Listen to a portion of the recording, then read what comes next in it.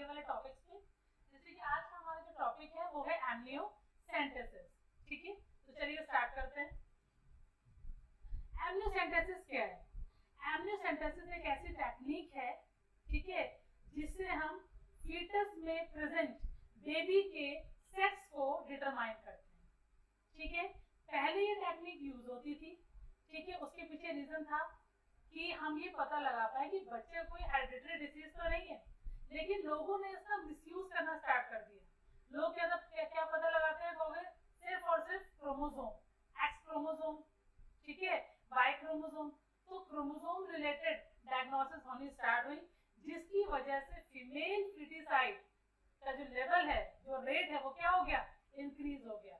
जैसे लोग पता लगाते हैं कि मदर की फीटस में बेबी गर्ल है, तो उसको क्या करते हैं, मार देते हैं। यही रीजन है कि गवर्नमेंट ने इस टेक्निक को बैन कर दिया है। ठीक है, क्लियर है? तो चलिए समझते हैं कैसे हम लोग किसी भी बेबी के सेक्स को डिटरमाइन करते हैं। तो सबसे पहले देखो, एक बेसिक सा एक फ्लो चार्ट मैं आपको बताती हूँ। ये सब समझ लो कि ये फीटस है। ठीक है, इस फीटस के अंदर ये बेबी का फॉर्मेशन होगा। ठीक है, और सराउंडिंग पे ये वाटर है, जिसमें बेबी क्या करता है, फ्लोट करता है। ठीक है, तो अब इस वाटर को हम लोग क्या बोलते हैं, एमनियोटिक फ्लूइड। ठीक है, और इस लेयर को हम लोग क्या बोलते हैं, एमनियन। इसके सराउंडिंग में भी एक लेयर होती है बच्चों, इस लेयर को हम लोग क्या बोलते हैं, कोरियन। अंदर जो फ्लूइड है, जो दो लेयर को आपस में कोलैप्स होने से रोकता है, उसको हम लोग क्या बोलते हैं, कोरियोनिक फ्लूइड। ठीक है, क्लियर है? तो अब ये जो आपको वाटर दिख रहा है, एमनियोटिक फ्लूइड, ठीक है, इसमें बेबी के छोटे छोटे से सेल्स भी होते हैं। तो डॉक्टर क्या करता है, बॉडी के आउटर रीजन से इंजेक्शन लगाता है, और वो इंजेक्शन से मदर के एमनियोट लेयर के अंदर से क्या करता है, फ्लूइड को कलेक्ट करता है। अब इसी फ्लूइड में बेबी के क्या है, सेक्स सेल्स है, जिससे हम इजीली डिटरमाइन कर लेते हैं कि सेक्स का चाइल्ड, ठीक है, चाइल्ड का सेक्स क्या है। ठीक, क्लियर है?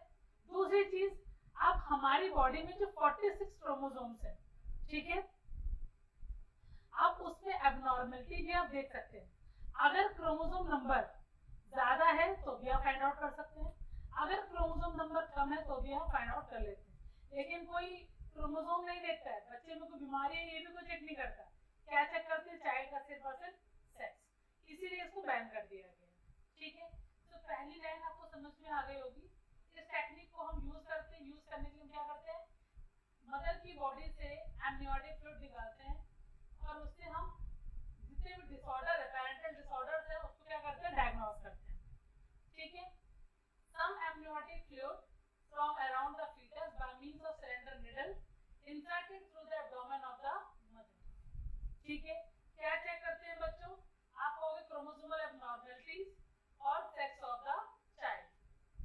ठीक है, फीटल सेक्स जो है उसको एग्जामिन करने के लिए हमें सिर्फ और सिर्फ एमनियोटिक फ्लूइड की रिक्वायरमेंट होती है, और साथ ही साथ इसमें क्या होती है, बार बॉडीज भी होती है और सेक्स क्रोमोसोम्स भी होते हैं। अगर फीमेल बन रही है तो उसमें बार बॉडीज नहीं होती हैं। अगर मेल का फॉर्मेशन हो रहा है तो उसमें बार बॉडीज होती हैं। तो बार बॉडीज की प्रेजेंस से भी हम ये पता लगा लेते हैं कि जो बेबी है वो मेल है कि फीमेल है। ठीक है, नेक्स्ट है, इस प्रोसेस के थ्रू हम कौन सी डिसीज को डायग्नोस करते हैं, आप कहोगे एम्ब्रियो में प्रेजेंट हेरिडिटरी डिसीज।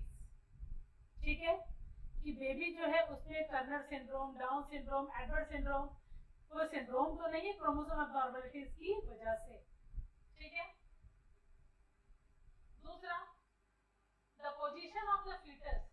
अब 4 मंथ की जो प्रेगनेंसी होती है, 4 मंथ की प्रेगनेंसी मतलब फर्स्ट ट्राइमेस्टर प्रेगनेंसी का कंप्लीट हो चुका है और सेकंड ट्राइमेस्टर में हम एंटर कर रहे हैं। तो 4 मंथ की प्रेगनेंसी में हम पहले फीटस की पोजीशन को डिटरमाइन करते हैं कि फीटस जो है, ठीक है, उसका पोजीशन, आप कहोगे पोजीशन का मतलब क्या है? जो फीटस है वो ज्यादा नीचे की तरफ है कि सेंट्रली लोकेटेड है कि टिप रीजन में, ठीक है।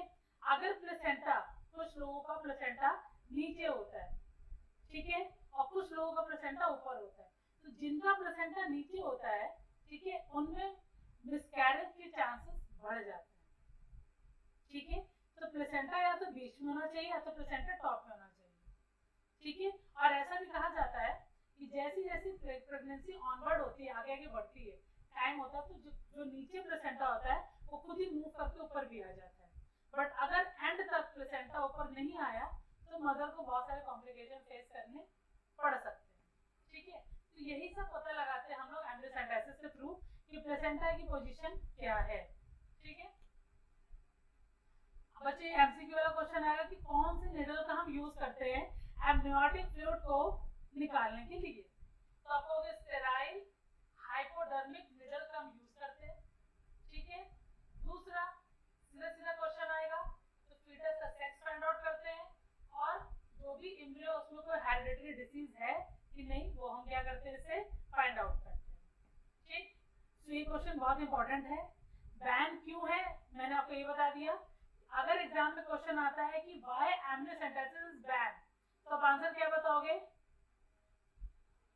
प्रिवेंट फीमेल फोर्टिसाइड, ठीक है। क्योंकि लोग क्या करते हैं, लड़कियों को पैदा नहीं करते, उनको मदर के फीटस में क्या करते हैं, मार देते हैं। तो उस चीज को रोकने के लिए एम्ब्रियोसेंटेसिस टेक्निक पे क्या लगा दिया गया है, बैन, ठीक है।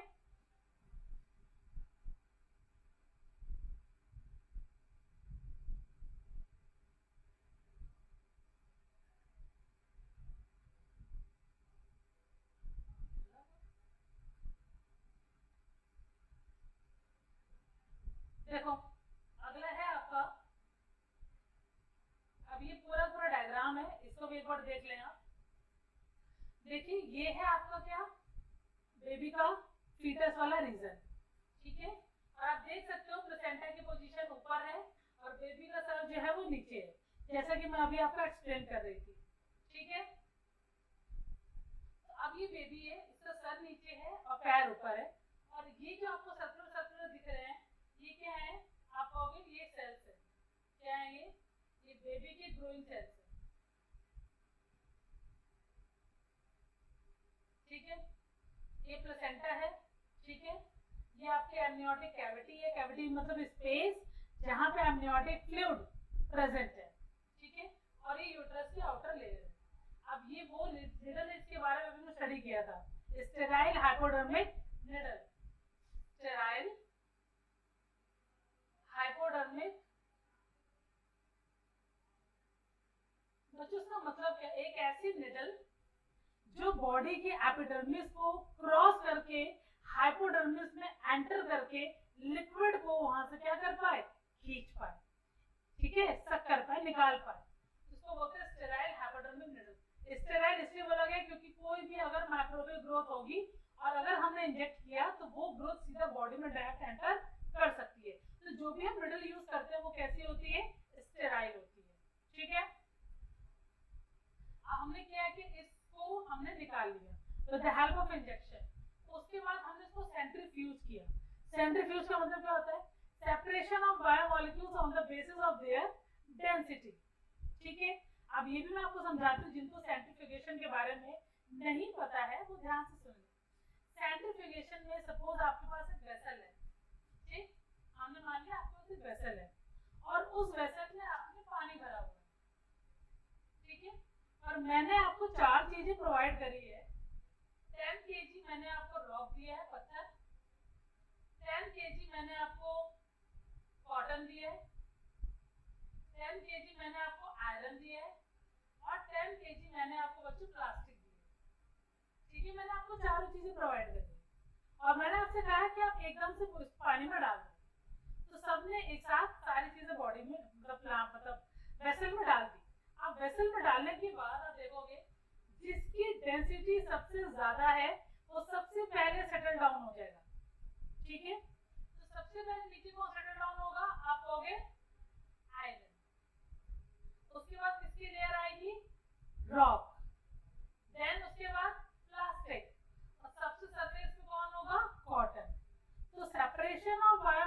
On the basis of their density.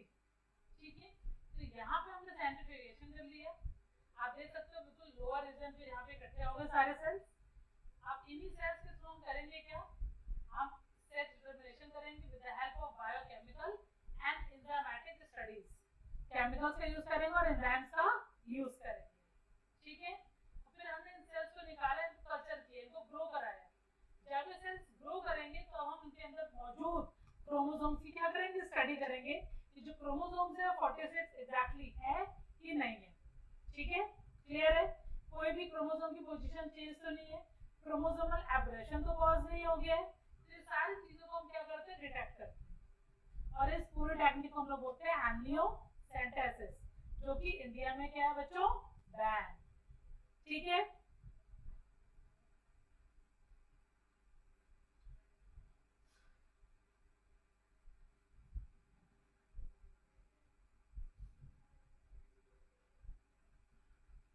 Drawback देखिए। ड्रॉबैक हालांकि मैंने आपको बता दिया है, mothers even get their normal foetus aborted if it is female. ऐसा नहीं है कि सिर्फ मेल ये काम करते हैं कि पता लग गया तो उन्होंने बेबी को मार दिया। कुछ मदर्स भी ऐसी है जिनको फीमेल चाइल्ड नहीं चाहिए होता, वो भी क्या करते हैं, अपने बेबी को अबॉर्ट करा देती हैं। ठीक है, क्लियर है? देन इंपॉर्टेंट टॉपिक आपको पढ़ना है, medical termination of pregnancy means MTP. और इसी को बच्चों हम लोग बोलते हैं इंड्यूस्ड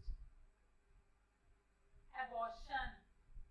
एक वो एबॉर्शन जो आप अपनी मर्जी से करवा रहे हैं, मतलब आप अपनी मर्जी से अपने फीटस को क्या करा रहे हैं, खत्म करा रहे हैं, प्रेगनेंसी को खत्म कर रहे हैं, उसको हम लोग क्या बोलते हैं, एमटीपी, इंड्यूस एबॉर्शन। कोई एबनॉर्मलिटी आपकी बॉडी में नहीं है, फिर भी आप बेबी को क्या कर रहे हो, टर्मिनेट कर रहे हो, प्रेगनेंसी को अपने खत्म कर रहे हो, जिसको हम लोग बोलते हैं एमटीपी। ठीक है, देखो भाई सिंपल सी डेफिनेशन है, एमटीपी और इंड्यूस एबॉर्शन इज इंटेंशनल और वॉलंटरी टर्मिनेशन। एक होता है इनवॉलंटरी, एक होता है इनवॉलंटरी। इनवॉलंटरी में क्या होता है कि आपकी बॉडी की जो एंडोमेट्रियम की लेयर है, ऐसा समझो बच्चों, ये हमारा यूट्रस है। ठीक है, और उस यूट्रस में ये एंडोमेट्रियम की लेयर है।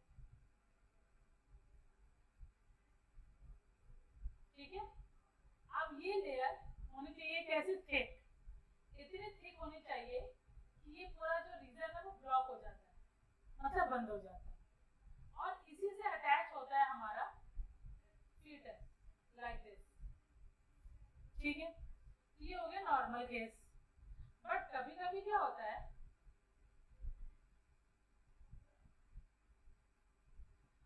ये यूट्रस है, उसके ये एंडोमेट्रियम की लेयर है, लेकिन ये लेयर बेटा बहुत थिन है और उसी से अटैच है आपका बेबी।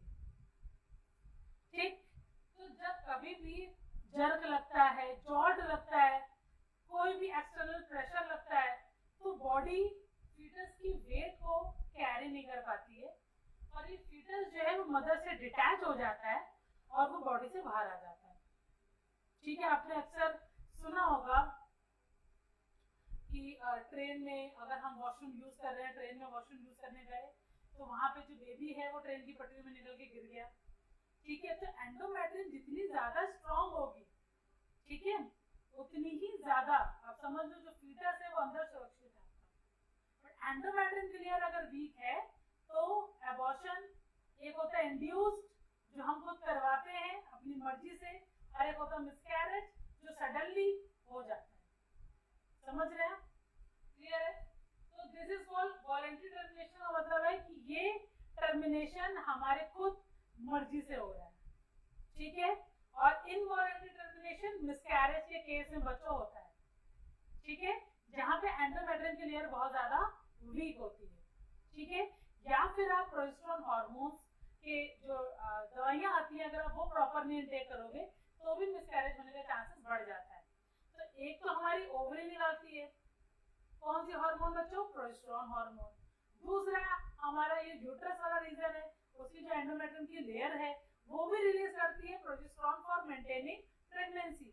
उसके अलावा डॉक्टर्स भी हमें एडिशनल 6 मंथ तक क्या देते हैं, मेडिसिन देते हैं प्रोजेस्टेरोन की, ताकि बॉडी में जो प्रेगनेंसी है वो मेंटेन रहे, बेबी खराब ना हो। समझ रहे हो? जब इतना प्रोजेस्टेरोन होता है तब जाके हम प्रॉपर बेबी कैरी कर पाते हैं। अगर आप मेडिकल आप डॉक्टर के पास नहीं गए, आपके एंडोमेट्रियम भी वीक है, एक्स्ट्रा प्रोजेस्टेरोन भी आप नहीं ले रहे हो, ठीक है, तो कहीं ना कहीं मिसकैरेज के जो चांसेस है वो क्या होते हैं, बढ़ जाते हैं। ठीक है,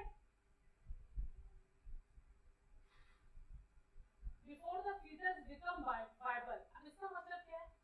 देखो बच्चों, जो फर्स्ट ट्राइमेस्टर होता है, फर्स्ट ट्राइमेस्टर का मतलब क्या होता है, first 3 month of pregnancy. Pregnancy की स्टार्टिंग के जो 3 महीने होते हैं उसमें जो बेबी होता है, देखो 2 महीने बाद तो प्रॉपर हार्ट बीट हमें सुनाई देती है। जब बच्चा 2 महीने कंप्लीट कर लेता है, तीसरे महीने पे लग जाता है, तो समझ लो स्टार्टिंग के जो 3 मंथ होते हैं उसमें हार्ट ही बना होता है और थोड़े बहुत ऑर्गन्स बन रहे होते हैं, लिम्स वगैरह जो है बननी स्टार्ट हो जाती है। ठीक है, अब उसके बाद अगर उस टाइम पे आपने एबॉर्शन करा लिया तो आपकी बॉडी पे ज़्यादा इफेक्ट नहीं पड़ेगा, ठीक है, कॉम्प्लिकेशंस कम होंगे। बट अगर आपने 4 मंथ 5 मंथ में करवाया, ऐसा तो होता ही नहीं है, फर्स्ट 3 मंथ में ही होता है। ठीक है, क्यों? क्योंकि अभी बेबी बन रहा होता है, तो हम उसको निकाल सकते हैं। देखिए लिखा हुआ है, pregnancy before the fetus become viable. Viable का मतलब क्या है, पूरा वो डेवलप नहीं हो पाया, अभी सिर्फ उसकी हार्ट बीट बनी है, हार्ट बीट बनी, हार्ट भी नहीं बना है। समझ रहे हो? हम टर्मिनेट कराएंगे फर्स्ट 3 मंथ में, उसके बाद टर्मिनेशन नहीं हो सकता क्योंकि उसके हैंडलेंस फोरलेंस बनना स्टार्ट हो जाते हैं। ठीक है, तो उसको अबॉर्ट कराना बहुत ज़्यादा कॉम्प्लिकेशन वाला होता है। जब मिसकैरेज हो जाता है किसी भी मदर का सडन वाला, उस केस में चाहे 4 मंथ हो, चाहे 5 मंथ हो, चाहे 6 मंथ हो, बेबी को निकालना पड़ता है। उसका रिजल्ट क्या होता है, यूट्रस जो आप देख रहे हो, इसकी जो वॉल है अंदर की वो डैमेज हो जाती है, like this is called uterus unsuitable. तो कभी कभी ऐसा भी होता है कि जो फीमेल है वो आगे के लिए कंसीव नहीं कर सकती क्योंकि उसका यूट्रस जो है वो कैसा हो गया है, अनसुटेबल। इसलिए हमें पहले तो प्रिकॉशन लेना चाहिए ताकि हमारी प्रेगनेंसी ना हो। प्रेगनेंसी हो तो कोशिश करिए कि कभी उसको अबॉर्ट कराने की नौबत ना आए। ठीक है, तो आपको ये चीज समझ में आ गया है। एबॉर्शन कैन बी डन कब करा सकते हैं, 12 week of pregnancy means first trimester. ठीक है, नेक्स्ट अब the government of India has regularised MTP in 1971। India में एबॉर्शन जो है वो क्या है, लीगलाइज्ड है, और ये कब हुआ था लीगल, 1971 में। तो ये आपका एमसीक्यू वाला क्वेश्चन है कि कब लीगलाइज्ड हुआ था एमटीपी। ठीक है, ये भी बोला गया है कि एमटीपी जब वो करवा रहे हैं तो इलीगल फीमेल फोर्टिसाइड नहीं होनी चाहिए। ठीक है, समझ में आया? तो नेक्स्ट पॉइंट है हमारा एमटीपी। एमटीपी हम कब कराते हैं, एमटीपी हम तब कराते हैं या तो किसी भी फीमेल का रेप हो गया हो और रेप होने के बाद उसने कंसीव कर लिया, तो उस केस में भी हम क्या कराते हैं, एमटीपी परफॉर्म कराते हैं, इसको बोलते हैं इंड्यूस्ड एबॉर्शन। ठीक, और दूसरा रीजन है कुछ प्रेगनेंसीज काफी हार्मफुल होती है, इवन फैटल होती है। अब हार्मफुल प्रेगनेंसीज का मतलब क्या है कि अंदर जो बेबी बन रहा है, एक टेस्ट होता है मार्क टेस्ट, जो मार्क टेस्ट होता है, उस टेस्ट से हम लोग ये पता लगा लेते हैं कि जो बेबी बन रहा है उसमें कोई एबनॉर्मैलिटी तो नहीं है। जैसे कुछ बच्चे होते हैं उनका सिर नहीं बना होता है, कुछ बच्चे होते हैं उनके हाथ पैर नहीं बन रहे होते हैं, तो कोई भी एबनॉर्मलिटी हमको दिखती है तो उस केस में भी हम लोग क्या कराते हैं, एबॉर्शन के मतलब एबॉर्शन को सजेस्ट करते हैं ताकि जो फीमेल है वो ऐसे बेबी का प्रोडक्शन ना करे जो कि काफी एबनॉर्मल हो। ठीक है, दूसरा एमटीपी हम कब तक करवा सकते हैं, कहोगे only first trimester means up to 3 month of pregnancy. ठीक है, सेकेंड ट्राइमेस्टर में एमटीपी बिल्कुल भी सेफ नहीं है, या तो फीमेल की मतलब मदर की बॉडी है उसमें कोई ना कोई प्रॉब्लम आएगी ही आएगी। कभी कभी ऐसा भी होता है कि मदर की जान भी जा सकती है। ठीक है, फैटल 2। ठीक है, next 45 to 50 million MTPs are carried out in a year. एक साल में इतनी MTPs परफॉर्म होती है ऑल ओवर द वर्ल्ड। अगर ये भी ना हो तो कितनी आबादी बढ़ जाए, कितना पॉपुलेशन एक्सप्लोजन हो जाए। ठीक है, तो एमटीपी रोल करती है पॉपुलेशन को डिक्रीज करने में भी, अगर देखा जाए तो जितनी भी अनवांटेड प्रेगनेंसीज होती है, एबनॉर्मल प्रेगनेंसीज होती है, हमको क्या करते हैं, अबॉर्ट करा के खत्म कर देते हैं। ठीक है,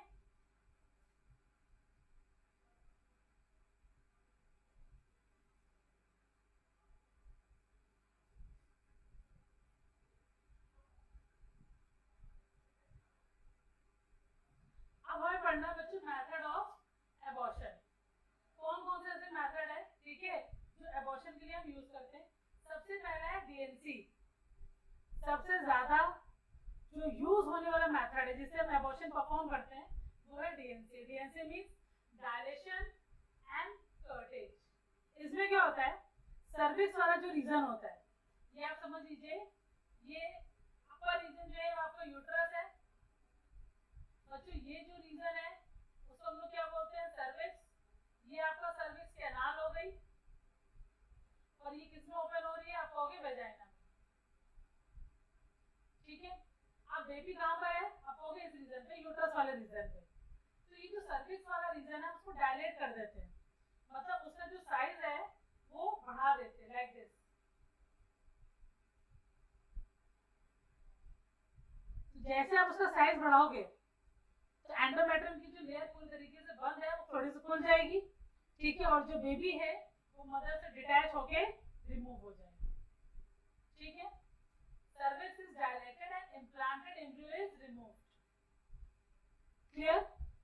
नेक्स्ट है आपका वैक्यूम एस्पिरेशन। वैक्यूम एस्पिरेशन में क्या है, वैक्यूम क्लीनर मशीन देखी है आप लोगों ने।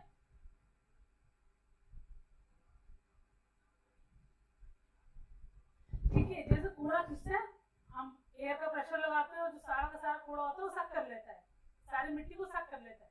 उसी तरीके से टेक्निक है वैक्यूम एस्पिरेशन। इसमें क्या होता है, एक छोटा सा मशीन होता है, उसको वेजाइना के पास रखते हैं और वो इतनी तेज प्रेशर क्रिएट करता है कि जो एम्ब्रियो इम्प्लांट होता है मदर से डिटैच होकर सीधा बॉडी के बाहर आ जाता है। This is called vacuum aspiration.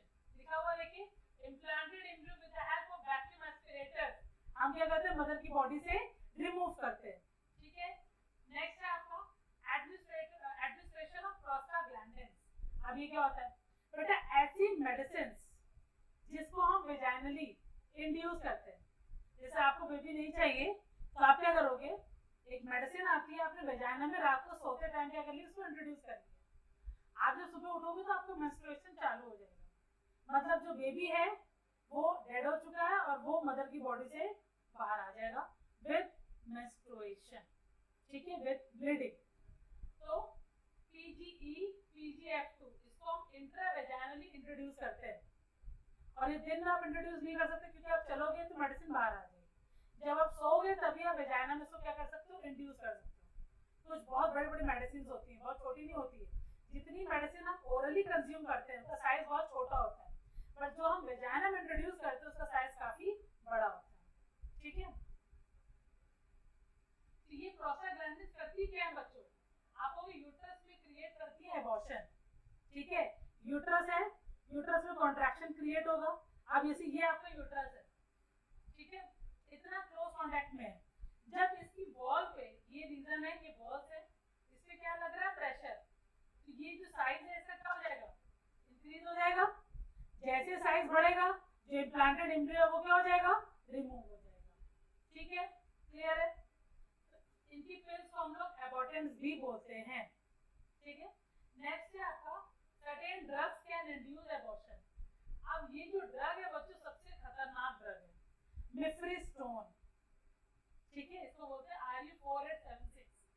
तो जब आप डॉक्टर के पास जाओगे और आपने डीएनसी नहीं कराई, डीएनसी तो तुरंत हो जाती है ना, आपने यहाँ पे डीएनसी नहीं करानी है तो डॉक्टर आपको एक पिल देगा, और वो पिल जो होती है टोटल आपको 6 कंज्यूम करनी होती है, तब जाके आपका एबॉर्शन होगा। ठीक है, तो सबसे पहले आपको पिल दे दी जाएगी। फर्स्ट डे डॉक्टर के पास आप गए, उसने 2 पिल्स आपको वहीं खिला दी। ठीक है, पूरे 24 घंटे बाद आपको अगेन 2 पिल्स खानी है, ठीक है, और उसके फिर 24 घंटे बाद आपको 2 पिल खानी है। इस तरीके से आपको 3 दिन में टोटल 6 पिल्स खत्म करनी है, ठीक है। तो जैसे आप अगले दिन खाओगे पिल्स, तो होगा कि आपको फील होगा कि अंदर आपकी बॉडी में ब्रेक थ्रू हो गया, वो चीज फट के बॉडी से बाहर आ रही है, ठीक है। इंटेंस ब्लीडिंग होती है इसमें, इंटेंस ब्लीडिंग। एक नॉर्मल मेंस्ट्रुअल होता है हमारा, ठीक है, उसमें जो ब्लीडिंग होती है वो नॉर्मल होती है, बट जब ये ड्रग हम लेते हैं तो जो ब्लीडिंग होती है वो इंटेंस होती है, प्रेशर्स होती है। क्यों? क्योंकि जो अंदर इम्प्लांटेड है उसको प्रेशर्स हमको क्या करना, बॉडी से बाहर निकालना। और कभी कभी बच्चों ऐसा भी होता है कि हम ड्रग्स भी ले लेते हैं, ठीक है, और हमारा एबॉर्शन भी प्रॉपर तरीके से नहीं हो पाता, ब्लीडिंग एक एक हफ्ता चल रही है, तो जो बेबी है अंदर वो प्रॉपर तरीके से डिटैच नहीं हो पाए, कुछ ना कुछ पार्ट उसका कभी कभी अंदर भी रह जाता है। तो सबसे सेफ मेथड जो है इसका वो है आपका DNC method, dilation and curettage, ठीक है। तो लिखा भी हुआ है। ये ड्रग करता क्या है, हमारी बॉडी में प्रोजेस्टेरोन हार्मोन निकलती है जो प्रेगनेंसी मेंटेन करती है। ये जो ड्रग है ये एंटी प्रोजेस्टेरोन की तरह काम करेगा, मतलब बॉडी में जो प्रोजेस्टेरोन हार्मोन रिलीज हो रही है ये उसको कर देगा ब्लॉक। जैसे वो ब्लॉक हो जाएगा आप बॉडी की प्रेगनेंसी मेंटेन नहीं हो पा रही, बॉडी इसको कैरी नहीं कर पा रही। उस केस में block the action of progesterone which induces menstruation.